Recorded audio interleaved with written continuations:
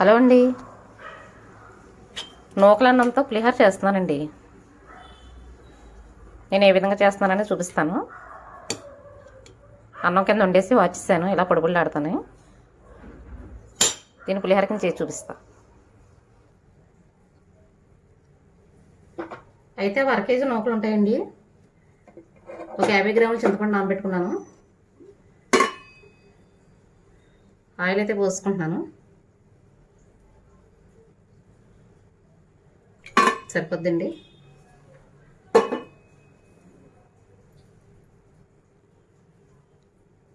ఇందులో వేరుశనగ గుళ్ళు, మినప్పప్పు,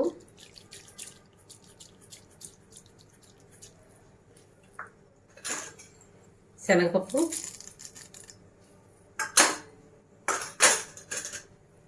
ఆవాలు,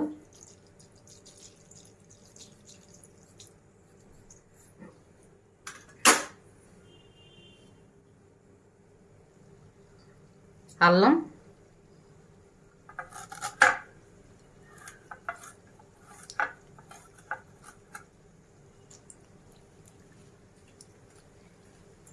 పులిహోరకి ఇంగువే బాగుంటుందండి. కంపల్సరీ ఇంగు ఉండాలి. ఇలా ఆయిల్ మరిగేటప్పుడు వేసుకోవాలి ఇంగువ.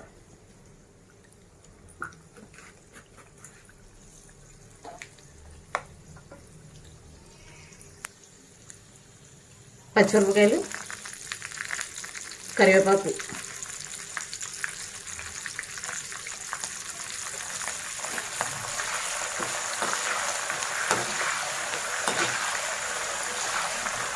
ఇవి బాగా వేసుకోవాలండి.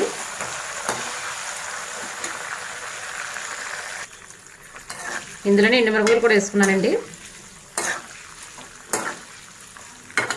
ఇవి బాగా వేగిన తర్వాత పులుసు ఇందులోనే మనం ఉడకబెట్టుకుంటే బాగుంటుంది. అప్పుడు పచ్చిమిరపకాయలు గట్రా బాగా ఉడికి బాగుంటాయండి.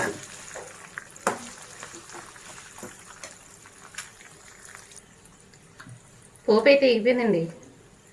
ఇందులో చింతపండు పులుసు వేసుకుంటున్నాను. ఇలా చక్కగా పిసుకోవాలండి. నీళ్ళలా చేయకూడదు, చక్కగా చేసుకోవాలి. పోపులన్నీ వేసి ఉడకబెట్టడం వల్ల ఏంటంటే బాగుంటుందండి. కొంతమంది చేసేది ఏంటంటే పోపు వేగిన తర్వాత చింతపండు పులుసు తర్వాత ఉడకబెట్టి వేస్తారు. అలా కాకుండా ఇలా చేసుకుంటే చాలా బాగుంటుంది.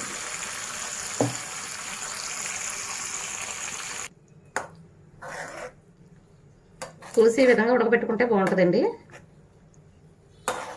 ఇందులోనే పసుపు కూడా వేసుకుందాం.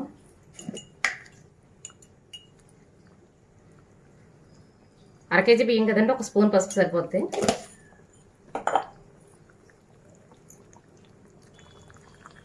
పులిహోర అంటే బెల్లం ముక్క కంపల్సరీ వేయాలండి.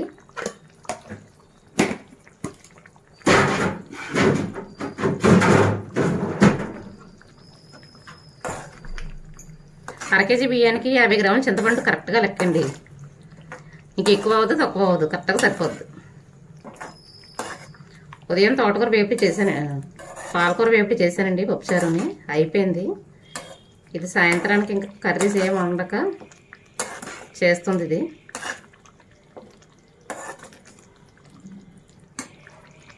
ఈ విధంగా చేసుకుంటే కరెక్ట్గా సరిపోద్దండి కొలత. ఇందులో ఉప్పు కూడా వేసుకుంటున్నానండి.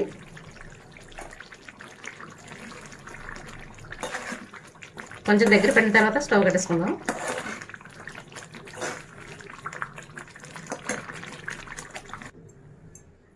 అంతేనండి, పులుసు అయితే ఉడికిపోయింది. ఈసారి రైస్లో కలిపేసుకుందాం. పులుసు పక్కకు తీసుకోవాలనేది ఏమి ఉండదండి. ఇంకా అర కేజీ బియ్యానికి 50 గ్రాముల చింతపండు కరెక్ట్గా లెక్క. మనకి ఎక్కువ అవ్వదు తక్కువ అవ్వదండి, కరెక్ట్గా సరిపోద్ది. అంతేనండి, ఈ విధంగా కలుపుకోవడమే. ఇలా కలిపేసుకున్న తర్వాత 1 గంట సేపు పక్కన పెట్టేసి అప్పుడు తింటే బాగుంటుంది.